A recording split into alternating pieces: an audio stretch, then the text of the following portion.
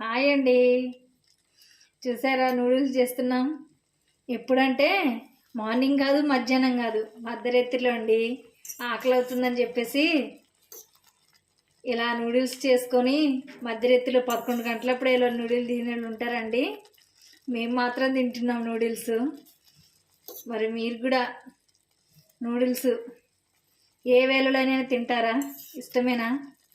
Comment సెక్షన్లో తెలియచేయండి. Okay, thank you, bye. సింపుల్గా చేసుకున్నాము.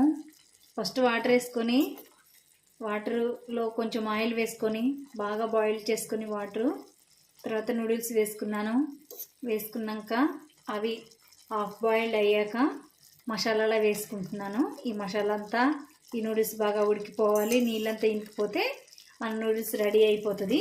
నూడిల్స్ రెడీ అయినాక చూపిస్తాను.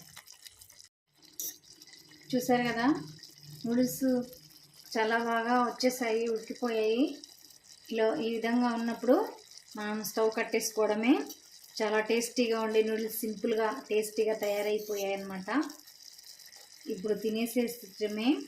మా దగ్గర అయితే వర్షం పడిందండి, వేడివేడిగా తినాలనిపించింది. నైట్ 11 అప్పుడు ఈ నూడిల్స్ తింటున్నాం అన్నమాట.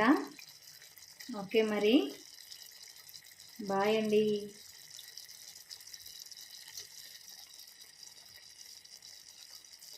నేను ఇప్పుడు వరకు చాలా వీడియోలు పెట్టలేదండి, చాలా రోజులు అవుతుంది.